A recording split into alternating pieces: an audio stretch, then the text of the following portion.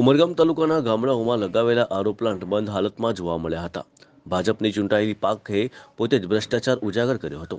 ઉમરગામ તાલુકાની અંદર ગામોમાં લોકોને પીવાનું પાણી મળી રહે છે, તે માટે સરકારે કરોડો રૂપિયાની ગ્રાન્ટ ફાળવીને આરો પ્લાન્ટ લોકો માટે લગાવવામાં આવેલા છે.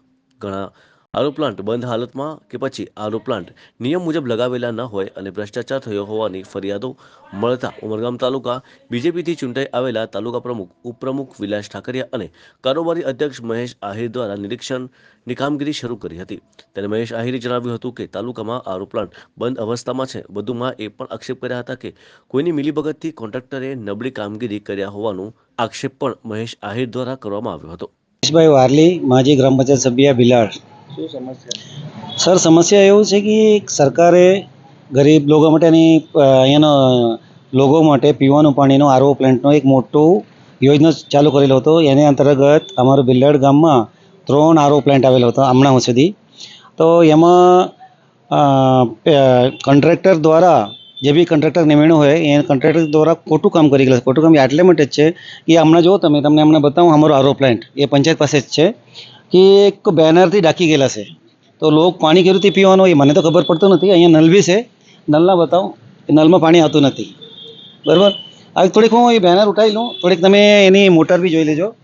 તો એવી રીતના એ લોકો ફિટ કરી ગયેલા છે. નીચે સ્ટેન્ડ નથી એને, અને જમીન લેવલથી 2 બ્લોક લગાવી દીધા છે. બ્લોક એવી રીતના છે, એ બ્લોક એ પડી શકે કોઈને ઉપર, કરંટ ગ્રેન્ડ બી લઈ શકે. વરસાદનું પાણી અગર અહીંયા પડી જાય તો એ મશીન ખરાબ થઈ શકે.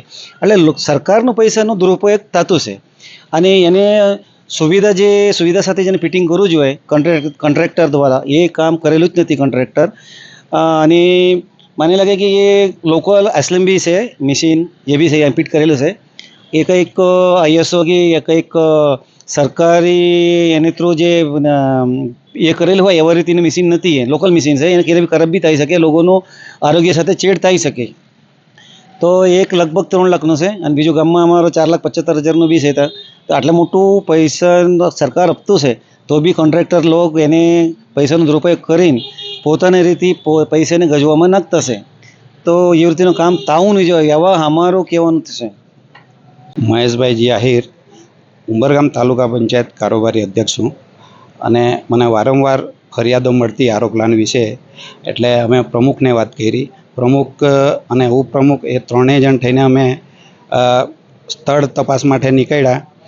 અમે બિલાડ, ઇન્ડિયાપાડા, માલાફરિયા, ફણસા, કામરવાડ, મોરોલી એ સ્થળો પર જઈને જોયું તો અમુક આરો જમીન પર મૂકેલા છે, અમુક પથ્થર પર મૂકેલા છે, અમુક આરો પ્લાન્ટના છેડ છે, અમુક એકદમ ખુલ્લા છે.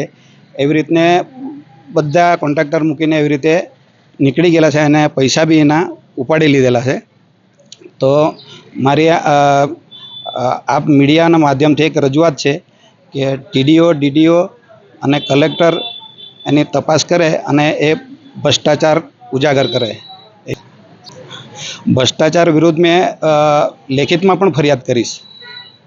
અમારી ચેનલ ગુજરાત કારોબારને સબસ્ક્રાઇબ કરો, બેલ આઇકોન દબાવી ઓલ પર ક્લિક કરો, જેથી આવનાર અમારા નવા ન્યૂઝ અપડેટ્સની નોટિફિકેશન આપ સુધી સૌથી પહેલાં પહોંચે.